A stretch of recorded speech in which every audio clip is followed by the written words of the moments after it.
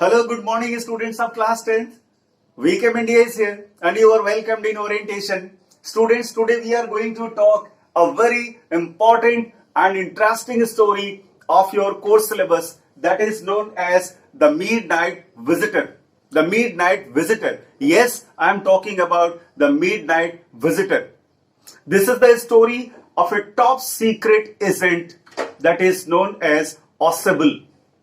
एक जासूस की कहानी जिसका नाम ऑसेबल है।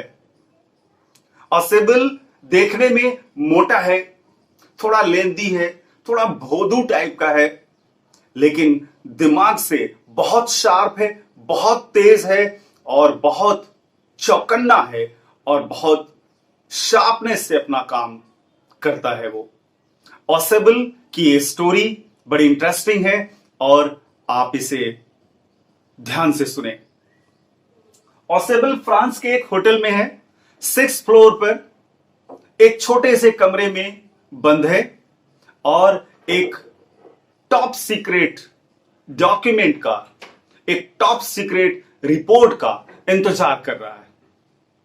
फाउलर एक राइटर है जिसका एक सपना है कि वो ऑसेबल जैसे टॉप सीक्रेट एजेंट का एक इंटरव्यू ले सके, उससे कुछ बात कर सके, उसके बारे में कुछ जान सके, उसके बारे में इंफॉर्मेशन कलेक्ट कर सके और अपने रिपोर्ट में उसके बारे में कुछ लिख सके। और ऐसी मनसा लेकर, ऐसी सोच लेकर, getting the such idea in his mind, Fowler follows the track to reach the top secret agent Ausable. Ausable के जब होटल में वो पहुंचता है, उसके 6th फ्लोर पर उस कमरे में पहुंचता है, दरवाजा नॉक करता है, दरवाजे से अंदर जाता है, एक मोटा सा भद्दा सा व्यक्ति उसे दिखाई देता है और उसे देखकर विश्वास नहीं होता कि ये वही व्यक्ति है जिसके बारे में पूरी दुनिया जानती है और पूरी दुनिया इसका लोहा मानती है।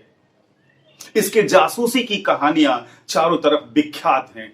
एक ऐसे जासूस से मिलकर देखने में एक ऐसा व्यक्ति, दोनों को वो मैच नहीं कर पाता, बड़े आश्चर्यजनक आंखों से उसे देखता है। ऑसेबल एक ऐसा व्यक्ति है जो जर्मन भी बोलता है, फ्रेंच भी बोलता है, लेकिन उसके एक्सेंट में, उसके ट्यून में कहीं ना कहीं अमेरिकन दिखता है। तो वो एक अमेरिकन टॉप सीक्रेट एजेंट है जो फ्रेंच भी बोलता है और जर्मन भी बोलता है, लेकिन एक्सेंट अमेरिकन होता है। अमेरिकन एजेंट ये जो है वो फॉलर का स्वागत करता है, अपने कमरे में बुलाता है और कहता है कि हम आपका स्वागत करते हैं, लेकिन माफ करिएगा, आपको यहां मजा नहीं आएगा, यहां बड़ा नीरस है। यहां होटल में जैसे खूबसूरत चेहरे, नाच गाना, डांस, मनोरंजन, एंटरटेनमेंट जैसे चारों तरफ उपलब्ध होता है, यहां कुछ भी नहीं है।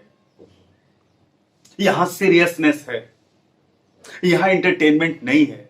फॉलोअर से वो बात कर रहा होता है, फॉलोअर को वो अपनी वस्तु स्थिति समझा रहा होता है, अपने जीवन की इस सीरियसनेस को वो अनफोल्ड कर रहा होता है, बता रहा होता है।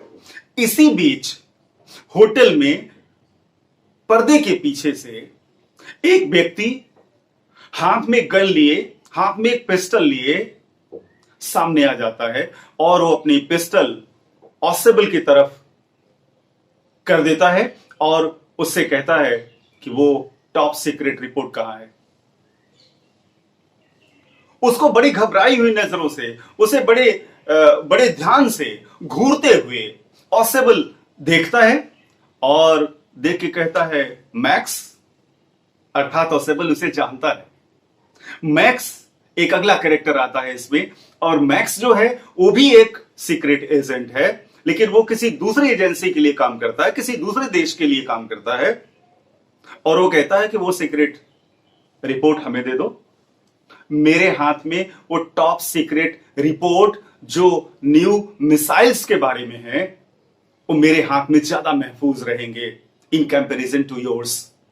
तुम्हारे हाथों में रहने से ज्यादा इंपॉर्टेंट वो मेरे हाथों में रहना है। फाउलर वहां डरा सा सहमा सा उन दोनों की बातचीत देख रहा है।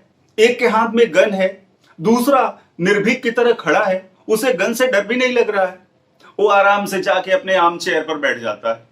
ऑसेबल एकदम नहीं घबराता, जाके अपने आर्म चेयर पर बैठ जाता है और मैक्स से कहता है कि मैक्स, मैं तो सोच रहा था कि तुम बर्लिन में होगे, तुम यहां मेरे कमरे में क्या कर रहे हो? What are you doing here? और ये तुम पहले व्यक्ति नहीं हो, तुम दूसरे व्यक्ति हो। तुम्हारे पहले भी एक आदमी ये कॉरिडोर से, ये बालकनी से होता हुआ मेरे कमरे में आ गया था। मैक्स कहता है, कॉरिडोर? बालकनी? कौन सी बालकनी? किस बालकनी की तुम बात कर रहे हो?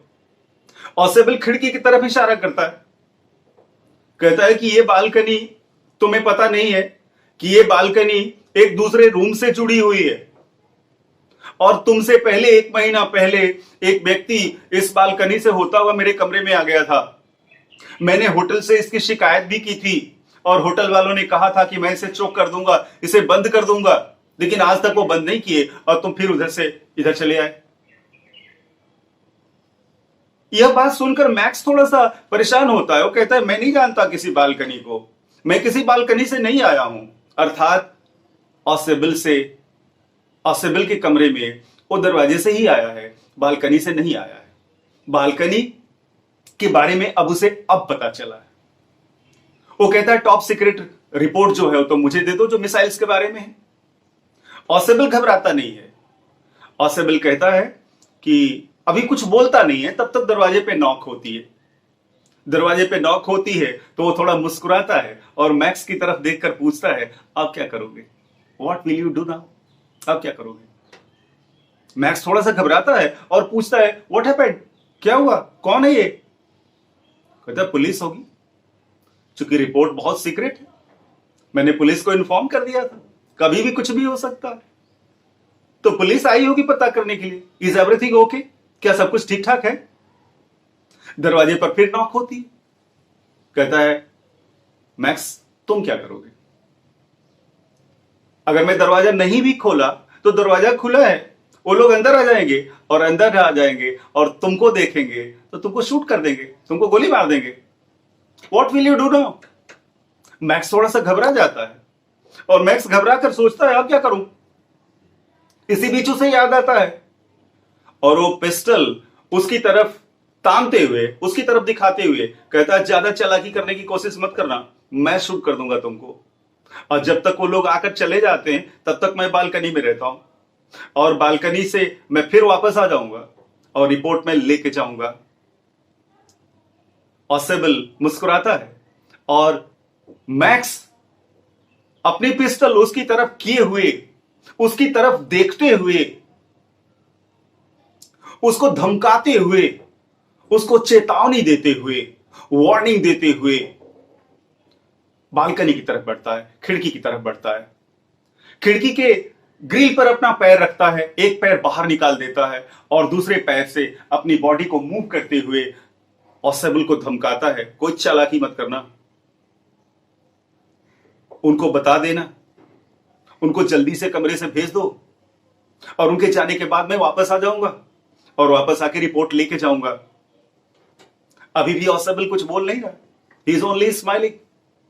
और धमकाते हुए वो व्यक्ति अपना दोनों पैर ग्रिल के ऊपर चढ़ाता है और ऑसेबल उसे पुश कर देता है एंड ही गोज डाउन और एक जोर की चीख सुनाई पड़ती है।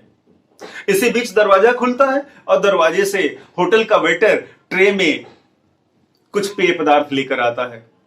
फाउलर जो एक राइटर है उस कमरे में खड़ा होकर चुपचाप देख रहा होता है। उसे आश्चर्य होता है ये सब देखकर और वो ऑसेबल से पूछता है, तुम तो कह रहे थे पुलिस है? ऑसेबल मुस्कुरा कर कहता है, नहीं पुलिस नहीं, ये तो मैं इस वेटर का इंतजार कर रहा था, मैं उम्मीद कर रहा था कि ये आ जाएगा इस समय तक। और इस तरह वो वेटर अपना सामान देकर वहां से, अपना ऑर्डर देकर वहां से चला जाता है। फॉलर पूछता है कि वो आदमी जो पिस्टल लिया था वो वापस आएगा अब? ऑसेबल कहता है क्या वो कभी वापस नहीं आएगा। क्यों? क्योंकि खिड़की के बाहर कोई बालकनी थी ही नहीं। 6th फ्लोर से खिड़की से वो आदमी नीचे गिरता है and he goes to die and he tells that Max will never come back and thus this story goes to be ended. और इस तरह से ये स्टोरी खत्म होती है और फाउलर ऑसेबल जैसे टॉप सीक्रेट एजेंट को देखकर आश्चर्य में पड़ जाता है। कितना शार्प है ये, कितनी तेज बुद्धि इसकी चलती है। And thus this story goes to its end. Students, ये स्टोरी आपको समझ आ गई होगी और इस एक्सप्लेनेशन से आपको इस स्टोरी को समझने में मदद मिलेगी। Just you go through the story in your book once and try your best to watch this video once or twice. Certainly this lesson will be well clear to you. और एक सूचना और देनी थी, आपसे बात करनी थी कि इस वीडियो के डिस्क्रिप्शन में आपके क्लास के सभी लेसन्स के वीडियोस के लिंक दिए हुए हैं। अगर जिस किसी भी वीडियो में आपको थोड़ी सी दिक्कत हो, थोड़ा कंफ्यूजन हो, you are suggested to go through that video and you should watch it carefully. Wishing you all the best. Thank you.